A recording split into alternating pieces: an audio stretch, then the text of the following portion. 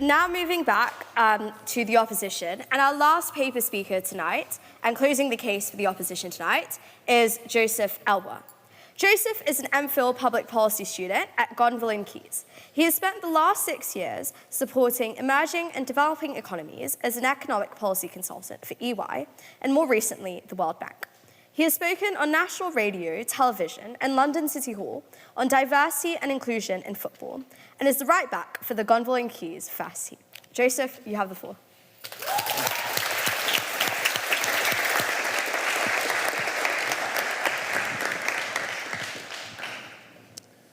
So, Eni Aluko was supposed to be here tonight. She's got over 100 caps for England.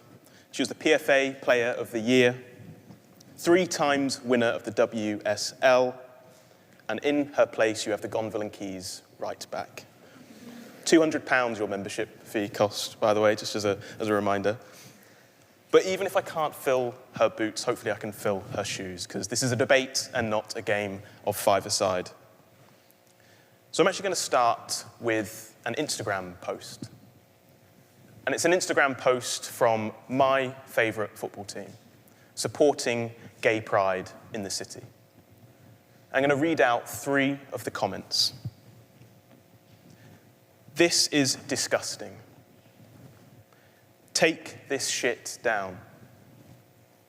Keep the gay shit out of football. So I actually went through and I counted every single one of these comments. And 96% were either homophobic or were critical. Now, the proposition has admitted tonight that they don't particularly care for sport. I love football. And when I was a kid, I really loved football.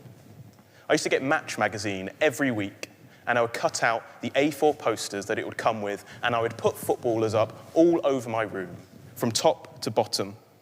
I had Rooney, I had Ronaldo, I had Ronaldinho. They were my idols. But none of them truly represented me. And as a closeted teenager, this became a genuine point of turmoil. None of my friends are like me. None of the people that I looked up to are like this. So what does that mean for me? Sport, culture, place, and politics are fundamentally meshed together. The proposition's argument to separate this simply will not work. And to the extent that it does, it will suppress some over others.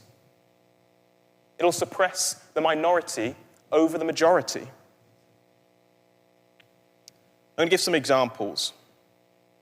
Jim Radcliffe isn't just building a national stadium in the north. He's redeveloping an entire region. Josh, you mentioned yourself.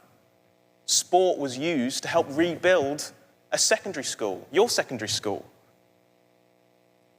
And when Tommy Smith and John Carlos won the 200 meters gold and bronze at the 1968 Olympics, and they raised their hands in the Black Power movement on top of that podium, they used the only platform that they had. The great leveler, sport. In Spain, under Franco, during the Catalonian independence movement, the only place where you could speak Catalan was on the terraces of Barcelona Football Club's ground, the Nou Camp. Football clubs, including Barcelona, regularly spark out of political movements, based on place, out of cultural movements. And my football club, the football clubs that I've played for, are no different to that. So I've played for 3 LGBT football teams. I've won the Gay National Championships with Village Manchester, the Gay European Championships with the London Falcons, and most recently, the team that I played for in Washington, D.C., are 1 promotion away from lining up against Lionel Messi's Inter Miami in the US Cup. Gay men can play football, and they can play it well. There's loads of representation in the women's game, but there is not a single openly gay player in Europe's top 5 men's leagues. Not one. And plenty come out after retirement.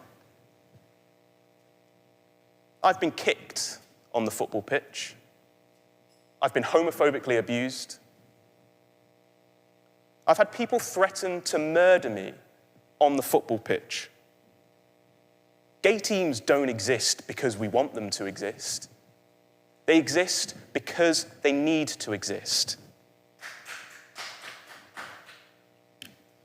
The proposition's argument will allow narratives that prevent representation at the top of men's football.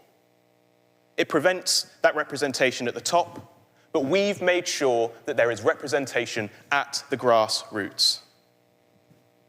For decades, it's us and the 40 other gay football teams from across the country and more around the world that has led the fight for our rights in the men's game, both on the pitch and in the terraces. What was one of the first comments on the Instagram post that I mentioned at the start? Keep the gay shit out of football. That's the proposition's argument. Sport, culture, place, and politics cannot be disentangled. So the fundamental question that we're asking ourselves is, do we acknowledge politics' role in sport, or do we try to suppress it? The proposition is sleepwalking into allowing the politics of the powerful to suppress the vulnerable in ways that can be dangerous. If you're good enough, you can play. Sport is the best opportunity to give a voice to the voiceless. Count the number of black people in Parliament. Count the number of black people in Congress. And then count the number of black people playing in the Premier League, or in the NFL, or in the NBA. In fact, count the number of black people on that side of the bench, and then count the number of black people on this side of the bench.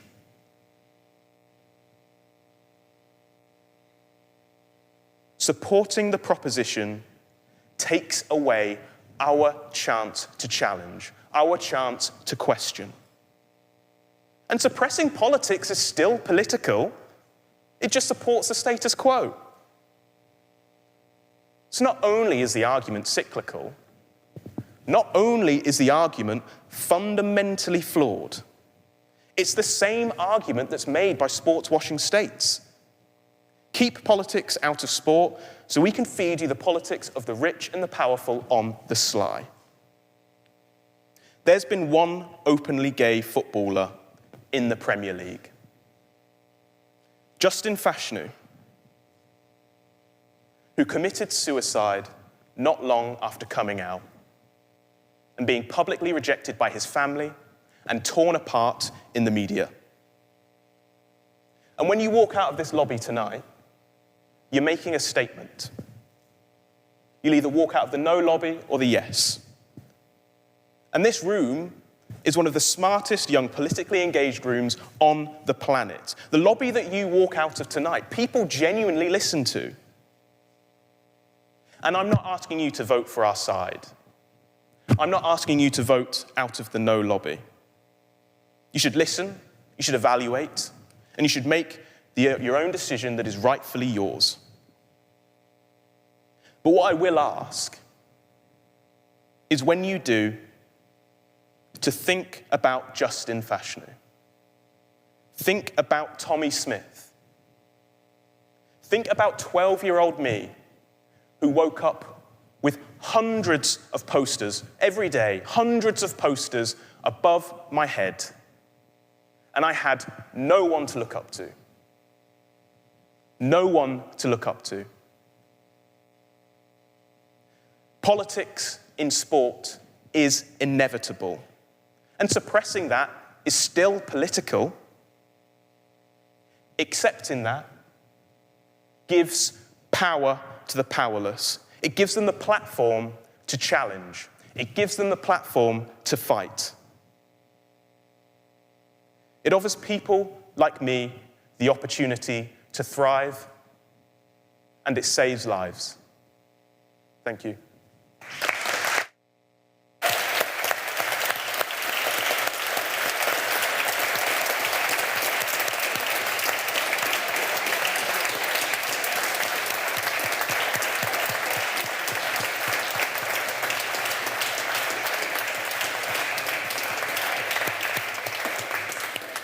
Thank you so much, Joe, for that speech. So that wraps up the evening. A couple of notices from me before we go to the vote. Firstly is that next week we'll be having Broadway actress Kiala Settle, author Holly Byrne, and Palestinian singer Saint Levant, all as individual speaker events, as well as a panel on the role of religion in British society. Secondly is that on Sundays from 12 and on Tuesdays from 4 to 5, there's free tea and coffee in the members' lounge for members, so please do come to those. And lastly is that we still have our membership survey, so please do fill that out as well. So now we move to the vote. Can the tellers please take their positions? So in this house, as you know, we vote with our feet. So if you would like to vote in proposition of the motion, please walk out the door that says aye on your right. If you'd like to vote in opposition of the motion, please walk out the door of the noes, which is on the left. And if you'd like to vote in abstention of the motion, that's just right through down the middle. So we'll announce the results in the bar afterwards, where there'll also be free chips and special debate night cocktails as well, although that may not be the most appropriate for some of our audience members here. But could we please end with one last round of applause for all of our speakers?